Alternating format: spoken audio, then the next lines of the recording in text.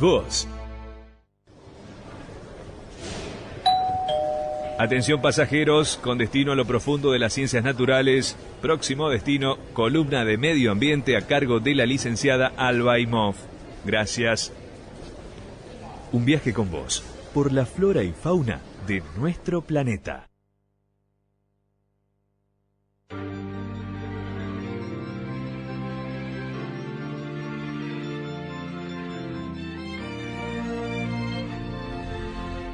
Alba Imhoff nos acompaña con su propuesta de todos los sábados que tiene que ver con el cuidado del medio ambiente, y hoy vino con un libro. Sí, en realidad estaba tan linda la tarde que estábamos mirando un libro que publicó la Universidad Nacional del Litoral, que se llama Anfibios de Santa Fe, que es de dos colegas, alguna vez alumnos y ahora colegas, Romina Girardi y Javier López, y colaboradores también, gente que trabaja en biología acá en la zona de Santa Fe. Y ya que el libro es sobre anfibios, íbamos a hablar de ranas y de sapos y otros bichos parecidos, que son bichos muy comunes, antes más que ahora, porque ahora hay que moverse más hacia la zona de costas para poder ver ranas y sapos de manera abundante. Antes era muy común, incluso en los patios de las casas, todos tenían un sapo. Acá hacen unas caras de espanto también, porque sí, son animales para los biólogos preciosos, pero para... bueno, el cururú, hay algunos esfuerzos y cosas que la gente ¿Vos tenés un sapito en tu casa? ha domesticado y se siente. Tengo ahí en casa, fuera de broma, hay un sapo. Ajá. Que no sé, yo no sé cómo aparece y desaparece, pero ya es, digamos que hay temporadas en las que lo veo más seguido. Y otras épocas... ¿Te saluda? ¿Habla? Lo escuchamos cantar, pero lo veo, sobre todo cuando llueve. Hola, Martín. Hola, ¿cómo estás, amigo? ¿Qué haces, amigo? No ronques tanto, pero aparece y anda deambulando ahí por casa. Bueno, en realidad es el grupo de los anfibios tiene ciertas particularidades que explican también la conducta del sapo de tu patio. Anfibio significa que tiene dos vidas. Las ranas, sapos tienen dos vidas. Una vida que la pasan en el agua desde que son huevo, y cuando nacen aparece una larva con la que todos hemos jugado de chico, los renacuajos, de forma de pececito, con una colita, y si uno tiene suficiente paciencia, cuando éramos chicos jugábamos mucho con la naturaleza, íbamos a los charcos y los observábamos crecer.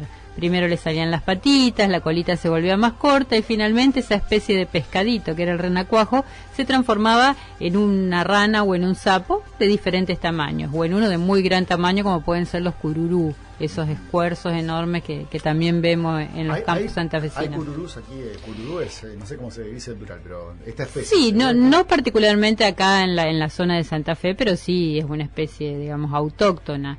Las diferencias por ahí con los sapos y con las ranas con respecto a estos escuerzos es la morfología, o sea, el escuerzo es como un sapo, entre comillas, mucho más grande y prácticamente sin cuello, o sea, con una boca muy grande, pero todos tienen algo en común, y es que son insectívoros, son carnívoros, pero lo que comen no es carne sino insectos, así que hay mucha gente que le gustan estos animales, que los cría en la casa y los pueden encontrar en la costanera en el verano, cazándoles grillos y otros insectos en las columnas de luz, porque básicamente no hay posibilidad de alimentarlo con otra cosa. A veces la gente logra que coma algún balanceado o algo, pero en general el anfibio se acostumbra a cazar su presa viva, que son insectos, entonces necesita el movimiento para hacer ese movimiento extraño que tiene con la lengua larga, agarrar el insecto y de esa manera comerlo. Pero estábamos hablando de lo que pasa cuando viven en el agua y cuando salen a la tierra. Entonces, una vez que salen a la tierra, están viviendo en un medio terrestre, pero necesitan siempre de la humedad, porque su piel no está muy protegida, es una piel viscosa, verrugosa, con mucho mucus, o sea, una piel húmeda, entonces vuelven siempre al agua. Lo que ocurre cuando los vemos a veces y a veces no en nuestra casa, que si las condiciones ambientales son muy secas o si hace frío y todo lo demás, se esconden, y cuando el clima es húmedo o llueve o algo, los vemos salir y la temperatura sube, que es lo que más les gusta, los vemos salir. Tienen estrategias reproductivas bastante curiosas, siempre vuelven al agua para poner sus huevos, justamente para darle la posibilidad a sus renacuajos de que tengan posibilidades de vivir.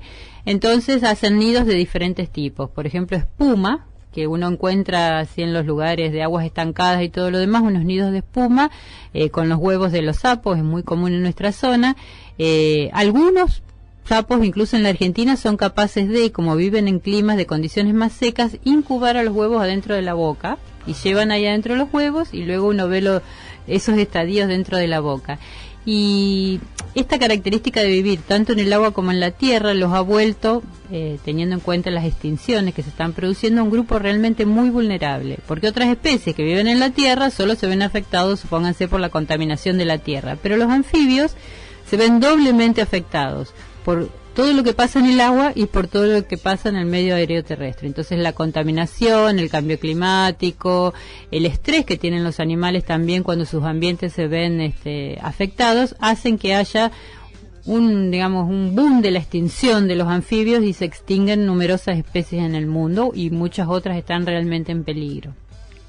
Incluso algunas ya se consideran desaparecidas y uno de los ejemplos que yo siempre les doy a los alumnos en clase de para qué sirve esta biodiversidad, pues una rana, un sapo, ¿para qué sirve? Bueno, había una especie en Australia que se extinguió y se la buscó durante mucho tiempo porque era una especie que era capaz de tragarse sus renacuajos y de incubarlos adentro del estómago. Acá está el doctor que no me va a dejar mentir, el estómago, el tubo digestivo de todos los animales es un medio ácido. Entonces, esos renacuajos eran capaces tenían algo, una proteína, algo en su cubierta capaz de resistir los ácidos del tubo digestivo. Entonces se los buscaba para investigar y ver cuál era esa sustancia. Bueno, finalmente la especie no se encuentra, pero quedan en algunos museos todavía ejemplares conservados y se está pensando en hacer estudios a partir de la genética que está guardada en esos casos. Pero la especie como tal, que es una especie muy interesante que realmente podría haber sido útil al hombre, hoy en día, si uno la va a buscar, ya prácticamente está en extinción. Otra curiosidad es que hace unos días salió una noticia de una ranita fosforescente, ¿no escucharon? No. Acá en la provincia de Santa Fe sí salió en todos los medios nacionales porque se había encontrado una ranita fosforescente y en realidad los autores eran autores de Tucumán, de Buenos Aires, y investigando es una ranita que fue capturada en la zona de Alto Verde, o sea que esa ranita fosforescente, entre comillas, fue una muestra que se obtuvo acá de la provincia de Santa Fe. No es común ver animales fosforescentes, pero sí, si se dan las condiciones ambientales, uno puede llegar a ver bioluminiscencia acá en la zona del río Paraná. Unas son las ranas y otras son las lombrices.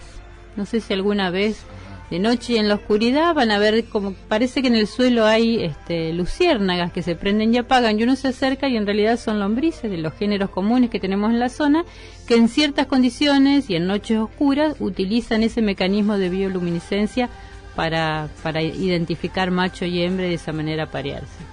Mirá. ¿Y este libro en particular que resaltaste al principio, repetime el título? El libro se llama Anfibios de Santa Fe, fue publicado por la universidad y para aquellos que les gusta, para los biólogos bárbaro y para los que les gusta la naturaleza también es muy interesante porque les permite, les da información, les da fotos sobre las especies que podemos encontrar, tiene una sistemática, o sea, los nombres científicos muy actualizados y después tiene una parte interesante que es la parte de etnozoología, o sea, hace una revisión de esta relación de las ranas y los sapos con los humanos desde distintos puntos de vista, porque las comemos, porque se usan, hay mucho de medicina popular en relación con los sapos y con las ranas, y se usan para comer básicamente. Entonces hace una recopilación de, bueno, quiénes en nuestra zona cazan ranas, cómo las cazan, qué propiedades tiene la carne, eso también es interesante. ¿Has comido ranas?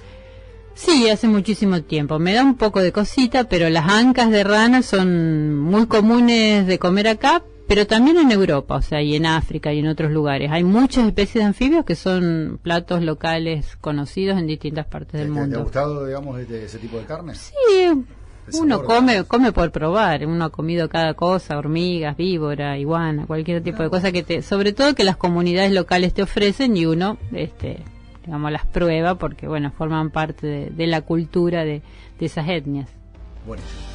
Yo me acuerdo de un cuento de Lugones, El Escuerzo, un cuento fantástico. Sí. Creo que de la única manera que puedo acercarme a un sapo es a través de la literatura. Bueno, te presto el libro, entonces. Es uno de los animales que me paralizan. Y si no, anda a visitarlo a Martín y saludar al sapito. El sapo Pepe. El sapo el sapo Pepe. Vamos a ponerle un poquitito de ciencia también. Se utilizaba el sapo para hacer la determinación del embarazo. Sí. ¿Ah, sí? Obvio. La reacción se llamaba Galli-Mainini. Pero, espera, ¿esto es científico o...? No, por supuesto, estoy hablando de la ciencia. Es una superstición que podía determinar. No es ninguna superstición, es una prueba que se hacía con la orina de la embarazada y eso estimula la salida de semen del sapo, entonces se estudiaba la orina del sapo y con eso se era la prueba positiva de embarazo, antes de que apareciera todas las pruebas de embarazo. Esto me va a hacer sentir muy vieja, pero... Vuelvo a decir, Galli Mainini, ese era el nombre de la prueba de test de embarazo, se hacía con los sapos. Vos tenías que ir al sapo, había que buscar los laboratorios tenían el sapo y se le ponía en el lomo del sapo una gota de orina de la mujer, y eso provocaba la espermatogénesis. Entonces, sí, había que esperar, no como le batés tan poquito, pero había que esperar un tiempo, y como la gonodotrofina coriónica estimulaba la producción de espermatozoides, miraban un poquito de lo que había en la cloaca del sapo, y si había espermatozoides era que era positivo el embarazo. Creo que mis hermanas y yo, ese fue nuestro debate. ¿Sí? No es por decir sobre la edad. ¿Vos creía que era un chiste? No. Pensé que era un chiste. Es algo... Una superstición de las abuelas, ¿no? ¿Y esto en qué año estamos hablando más o menos? Y hace 30, 40 años. Sí, yo ya tengo 50, así que sí, ese era el debate. Había que llevar un sapito. Nadie preguntó la edad. No, pero bueno, un sapo en la cartera y después aprendiste un poco de cultura médica. Totalmente. Bueno, vamos a las noticias, chicos, ¿sí? Nos vamos a enterar qué pasa en Santa Fe, Argentina y el mundo. Y ya seguimos haciendo un viaje con vos. En un ratito también vamos a tener música en vivo. Quédate en la radio de la Universidad Nacional del Litoral. ¡Vamos!